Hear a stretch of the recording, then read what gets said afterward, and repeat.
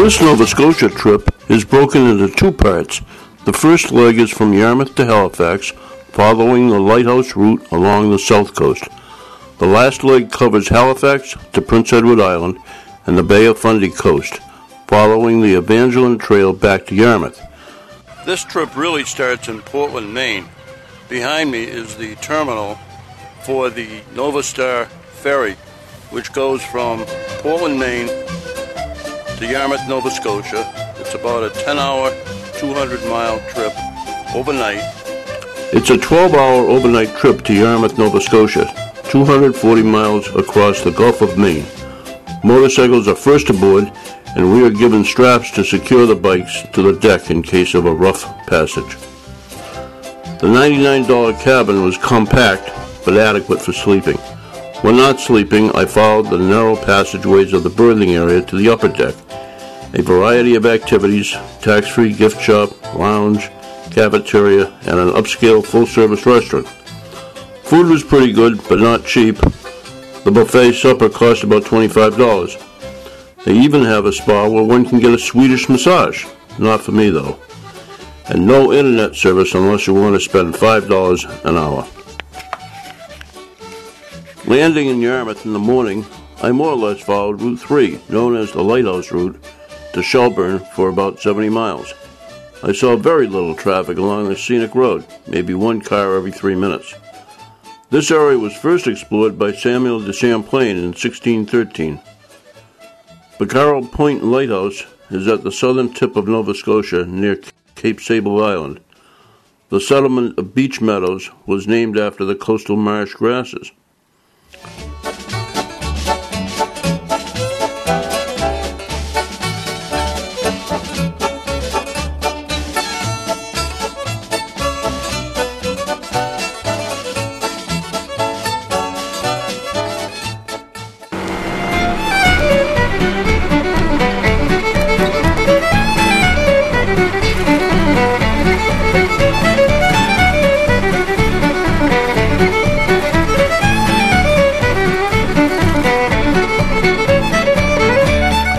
Shelburne was permanently settled in 1783 by Loyalists, Americans who had opposed the Revolution and remained loyal to Britain, from New York. The La Havre colony was settled in 1632 and was the capital of New France until 1636. I found the area around Lunenburg to be the most scenic part of the south coast. South of Lunenburg is Blue Rocks and Peggy's Cove. Most scenic. Thousands of tourists visit the Lunenburg area each year. Local restaurants, inns, art galleries, and shops are brightly painted and add a picturesque flavor. On the waterfront is the Fisheries Museum of the Atlantic. A number of boats, mostly oriented toward the fishing industry, are either on the pier or tied up alongside the pier. The Grand Bags fishing schooner Teresa O'Connor fished as a dory schooner for 25 years. The Cape Sable is a steel-hulled side trawler built in 1962 in Holland. Trawlers like the Cape Sable eventually replaced dory schooners like the Teresa O'Connor. Blue Rocks is a village 5 miles east of Lunenburg. For many years a fishing village, it has been discovered by many artists and photographers beginning in the 1940s. There are also numerous guest houses to be found among the fishermen's dwellings. Blue Rocks is known as one of the best kayaking spots on the South Shore. The unique landscape of Peggy's Cove and surrounding area was formed by the migration of glaciers 20,000 years ago and the ocean tides. The village of Peggy's Cove is considered one of the most scenic points in Nova Scotia, and judging by the tour buses, it certainly is. Champlain named St. Margaret's Bay after his mother Marguerite, and Peggy, as a nickname for Margaret, may have been named for the bay. One of Nova Scotia's most well-known lighthouses, the Peggy's Point Lighthouse, was built in 1915. The historic John's Anglican Church is the only church in Peggy's Cove and is a designated heritage site. Peggy's Cove has been declared a preservation area to protect its rugged beauty, and development is severely restricted. A half-mile from Peggy's Cove is a memorial to Swiss Air Flight 111, which crashed into St. Margaret's Bay with a loss of 229 aboard in 1998. Halifax is the largest city in Atlantic Canada, with a population of almost 300,000. The most significant landmark is Fort George on Citadel Hill.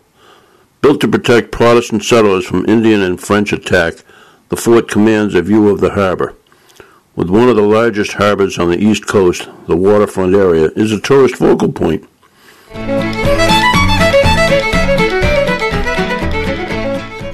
The Maritime Museum of the Atlantic is a focal point on the Halifax waterfront.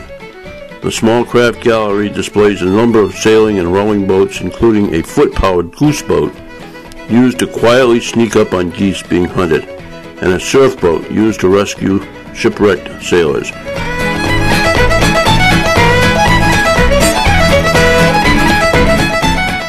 Upstairs, there are a number of galleries of ship models and nautical artifacts.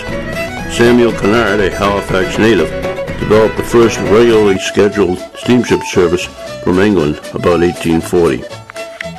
Outside, there are several docks. The CSS Arcadia was the first hydrographic research vessel built to chart Canada's Arctic and East Coast waters. The 185-foot motor yacht Serona 3 was tied up alongside one of the piers. Its owner is Mickey Arizon, chairman of Carnival Cruise Lines and owner of the Miami Heat. It accommodates 10 guests and up to 14 crew. Halifax Public Gardens were formed in 1867, the year of Canadian Confederation. The 16-acre park is landscaped as a formal Victorian garden. The Griffin Pond, a model of the Titanic, commemorates the role Halifax played as the center for rescue efforts of survivors of the Titanic.